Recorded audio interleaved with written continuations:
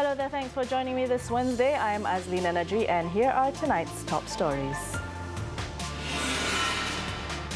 Datuk Sri Anwar Ibrahim to contest Port Dickson parliamentary seat. Dewan Negara blocks repeal of Anti-Fake News Act.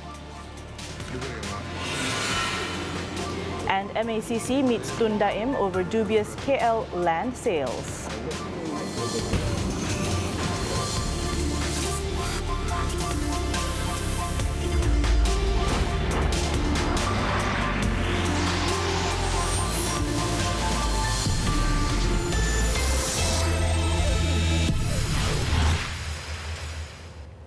We begin tonight's bulletin with this story. Now, after months of intense speculations, the guessing game is finally over, as it has been confirmed that Datuk Sri Anwar Ibrahim will contest the Port Dickson parliamentary seat.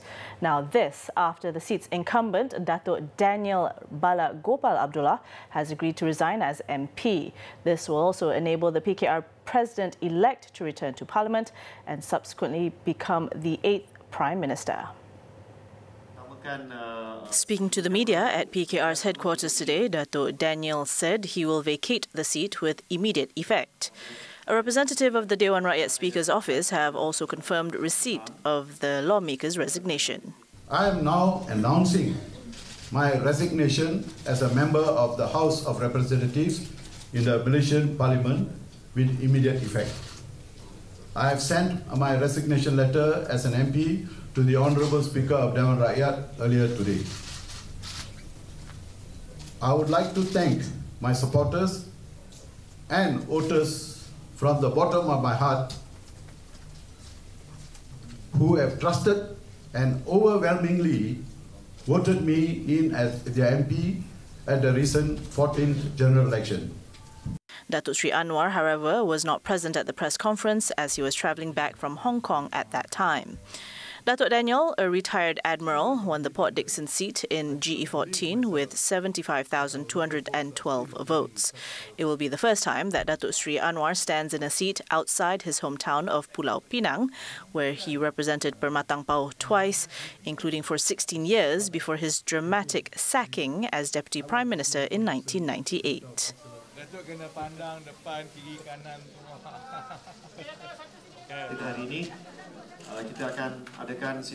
Meanwhile, PKR Secretary-General Datuk Saifuddin Nasution Ismail said, despite the move to pave the way for Datuk Sri Anwar to become Premier by contesting in the Negeri Sembilan seat, the decision does not mean there is a time frame for Prime Minister Tun Dr. Mahathir Mohamad to vacate his post. Bila kita membuat keputusan, kita tidak pernah mengikat tempoh Dr. Mahathir terus sebagai Perdana Menteri. Dan macam saya sebut tadi, ketika konsensus Pakatan Harapan dibuat, ianya tidak mengikat tempoh itu. Dan Dr. Anwar pun memberi kenyataan berulang kali secara terbuka bahawa Tun Dr. Mahathir akan terus mendapat sokongan kami untuk beliau terus menerajui negara sebagai Perdana Menteri. He also confirmed that Datuk Sri Anwar will not hold any government post after becoming MP until the time has come for him to take over the premiership. He added that the Pakatan Harapan leadership also welcomed this process and will assist Datuk Sri Anwar to win in the by-election, which would be announced by the Election Commission soon. Now, over in Parliament, the Dewan Negara sitting today rejected the Anti-Fake News Abolition Bill. This was announced by Senate President Tan Sri S.A. Vigneswaran. Now, the motion for block voting was presented by Senator Khairul Azwan Harun as soon as Deputy Minister in the Prime Minister's Department, Muhammad Hanifah Maidin, concluded the winding up of the bill for second reading. Tan Sri Speaker, saya mohon mencadangkan agar dapat dibuat undi belah bahagi. Saya mohon kebenaran Tan Sri Speaker. Ya Muhammad, ada tak 8 orang bersama dengan Ali Muhammad? Ada Tan Sri, ada. Sila berdiri di tempat masing-masing.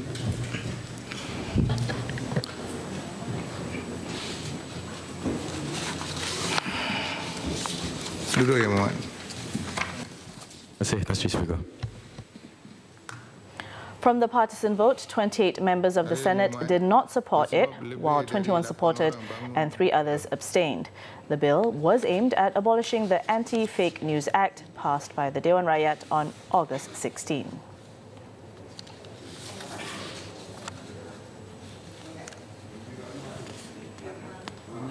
Now, Malaysian Anti-Corruption Commission MACC Chief Commissioner Datuk Sri Shukri Abdul and investigators met with Council of Eminent Persons, CEP Chairman Tun Daim Zainuddin this morning over what was believed to be a brief meeting on the questionable sales of land in the city centre, which took place under the previous administration. Investigators from the anti-graft body came in 3 cars and was seen at 10:40 a.m. entering Menara Ilham, where the CEP chairman's office is located. The media, however, was not allowed into the building. So the car that transported Datuk Sri Shukri was seen leaving shortly after at about 11:25 a.m. Efforts by journalists to get a statement from Datuk Sri Shukri were to no avail. Yesterday, the media reported that Tun Daim will meet with the MACC after having completed his investigations into the dubious sales of at least 91 plots of land in the city centre, which included the Bandar Malaysia project. In other news, 2 individuals were caught on CCTV camera killing a pregnant cat by putting the feline in a dryer at a self-service laundry in Gombak, Selangor yesterday. The disturbing incident occurred at around 12:30 a.m. at the outlet located in Taman Gombak Ria. In the 2-minute, 50-second long video shared by Malaysia Animal Association (MAA), the 2 suspects were using the laundry service and one of them picked up a cat from under the table before putting the feline in the dryer. The 2 men then left with their clean laundry but came back a few seconds later to put coins into the dryer. After hitting the start button, they both left the premises. Another customer who came later found the dead cat and the machine splattered with blood before informing the laundry operator. MAA President Ari Dwi Andika said the association condemned the cruelty and had lodged a police report. Meanwhile, Gombak Police Chief Assistant Commissioner Samsur Ma'ruf, when contacted, confirmed the report, adding that police are hunting down the suspects. The case is being investigated under Section 428 of the Penal Code for killing or maiming any animal.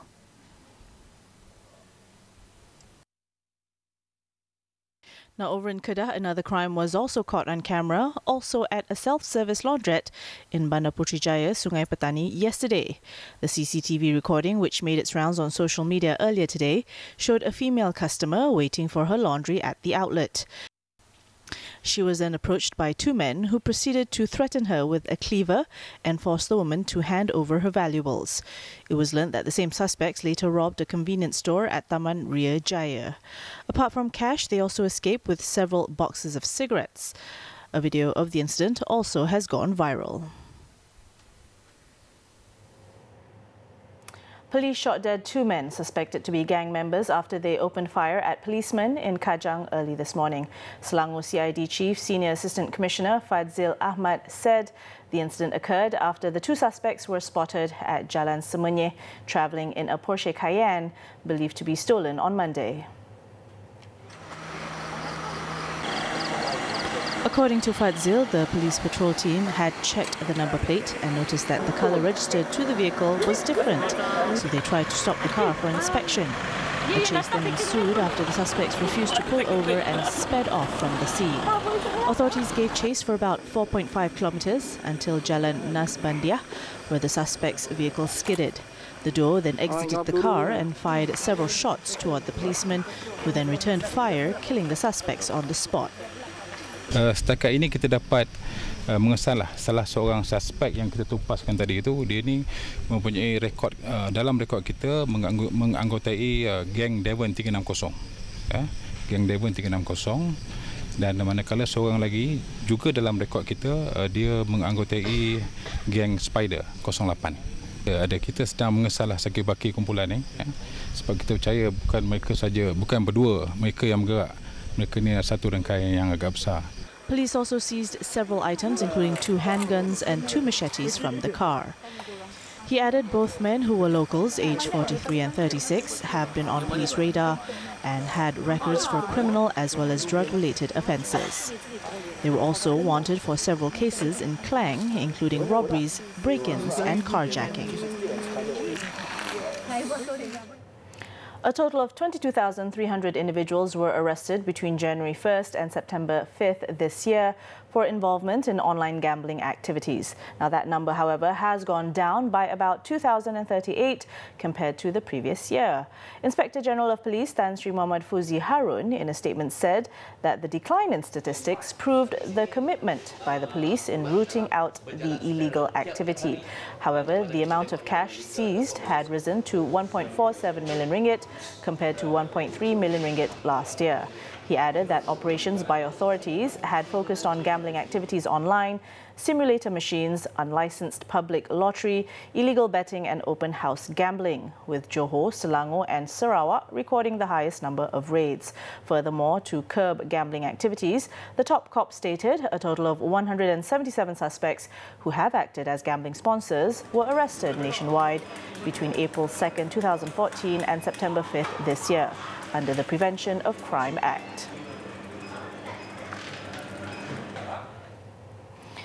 Now, the temporary home of a woman who is facilitating the probe into the murder of Cradle Fund Sendirian Berhad CEO Nazrin Hassan was raided by police on Monday morning. According to a source, police raided the house in Taman Tun Dr. Ismail, which belongs to one of the suspect's family members, about 8 a.m. A team inspected the house and took items believed to be evidence that can facilitate the ongoing investigation. Among them are a smartphone belonging to the suspect, a closed-circuit television recorder, and 13 other items. On Monday, the Petaling Jaya Magistrates Court granted a 3-day remand extension of the suspect till tomorrow. Last week, police detained Nazrin's wife and her ex-husband, both 43. The man has since been released. Nazrin's two stepsons, aged 14 and 16, were also remanded for a week since Sunday to facilitate investigation into his murder. However, in the latest development on the case, both were freed today after the Shah Alam High Court allowed a review application by their counsels to revoke the 7-day remand order against them.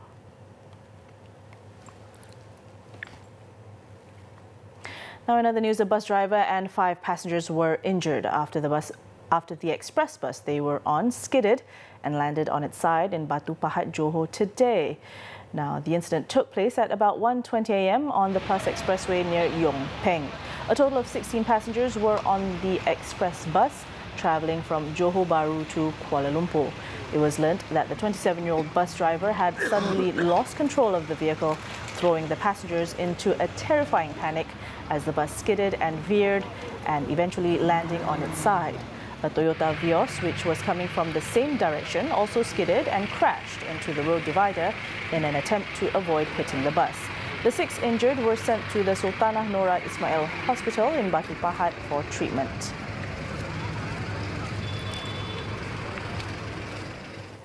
The Yang di-Pertuan Agong Sultan Muhammad V attended the Trooping the Colours ceremony at the Dataran Pahlawan in Putrajaya this morning. The ceremonial pledge of allegiance by the Malaysian Armed Forces, MAF, to His Majesty as the Supreme Commander of the MAF was held in conjunction with the Yang di-Pertuan Agong's official birthday last Sunday. Upon the King's arrival at 10:55 a.m, the national anthem was played with a 21-gun salute fired by a team from the 14th Battery Royal Artillery Regiment.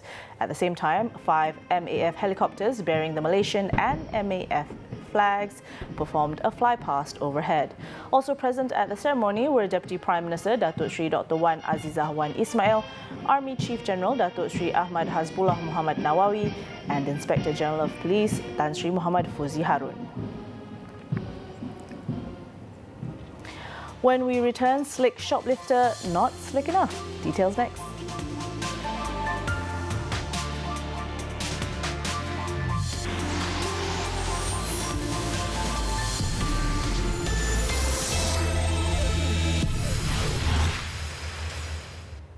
Welcome back. Now let's take a look at our daily segment, Clickbait, for what's trending and making rounds in the cyber world today. Now, shoplifters might have fast hands, but not all of them are quick enough to escape unnoticed. A woman was recently caught on a CCTV camera stealing clothes in less than a minute at a mall in Johor Bahru. Since the video clip was uploaded on a Facebook page on Monday, the clip went viral with over 33,000 views. According to an article by Says, the video showed the middle-aged woman looking through a rack of tops at a clothing store in KSL City Mall. In a matter of seconds, she was seen sliding a top off its hanger and stuffing it into a green bag hanging on her arm. Pretending like nothing happened, she then calmly took the empty hanger and placed it on a different clothes rack. In the short video, she was also seen casually pacing between the racks like a regular shopper before stealing 2 more pieces of clothing and walking off. The admin of the Facebook page captioned the video, warning retailers to watch out for the brazen shoplifter. However, it is still unknown if the suspect has been caught. Says has reached out to the shopping complex for a statement, but has not received any updates on the matter.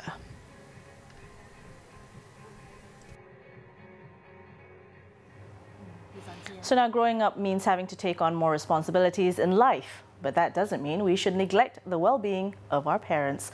Recently, a netizen known as Yani Tawil shared a heartwarming post on Facebook about why she and her 8 other siblings decided to chip in money to get their father a brand new car. The tear-inducing post caught onto the viral wave with over 38,000 reactions and counting. In the appreciation post, Yani wrote of how their father was once stranded at the side of the road from his old Proton Saga breaking down.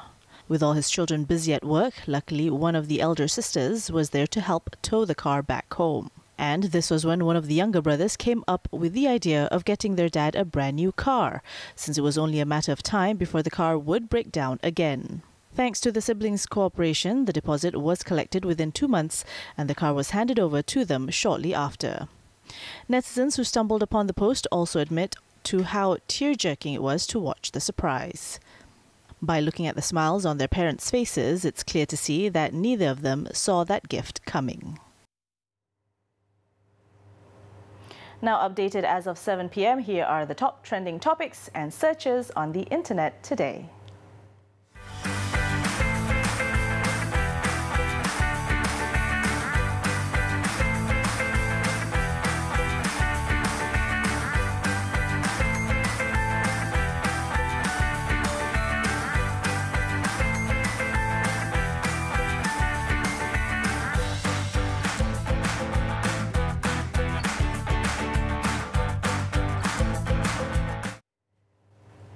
Moving on, the government is expected to announce a new mechanism for fuel subsidy early next year, while ensuring that it would not require a huge allocation for the purpose. Deputy Finance Minister Datuk Amiruddin Hamzah said the government would also ensure that the implementation of the targeted fuel subsidy system would be smooth.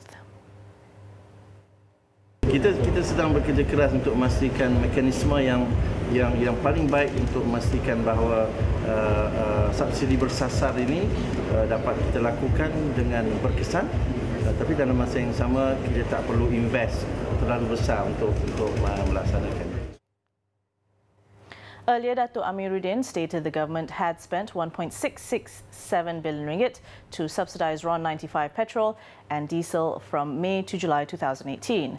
At the moment, the government would still maintain the retail prices of RON 95 petrol and diesel at RM2.20 and RM2.18 per litre respectively, despite the higher market prices. Now, Malaysia has no intention of abandoning the Belt and Road BRI initiative. Instead, maintains that it would continue to offer investment opportunities to investors from China in the country. Deputy International Trade and Industry Minister Ong Kian Ming said this despite the cancellation of 3 BRI projects, which he explained was due to Malaysia's fiscal situation. Amanda Lopez reports from Nanning, China.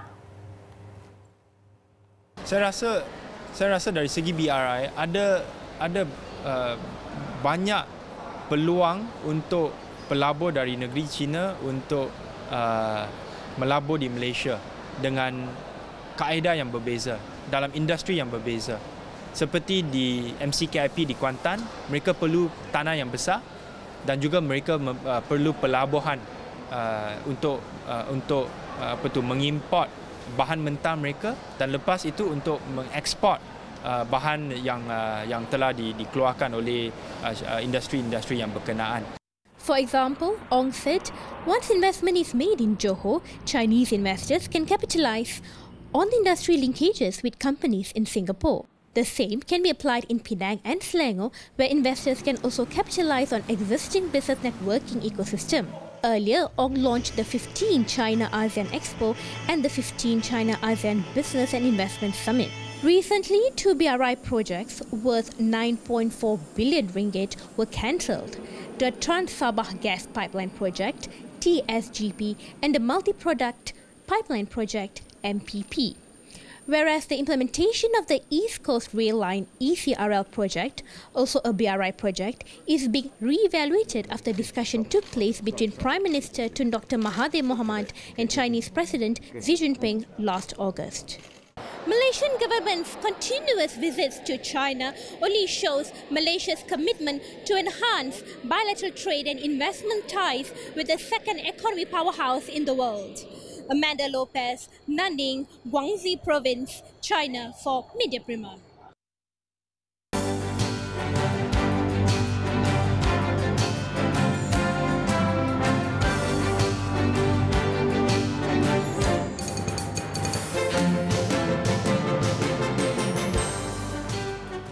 Coming up, deadly ambush kills 2 in southern Thailand. This and more when we return. Don't go away.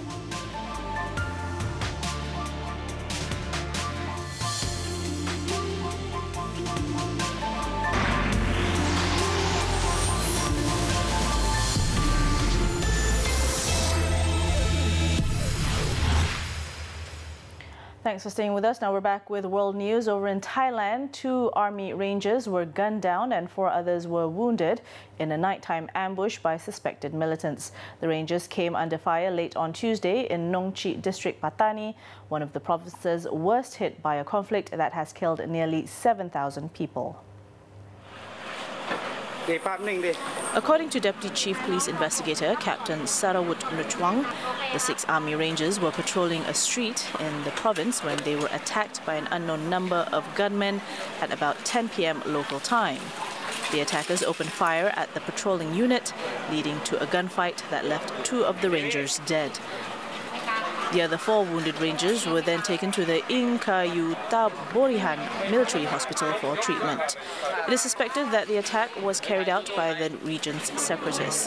Authorities have since launched a manhunt for the attackers, who are still at large.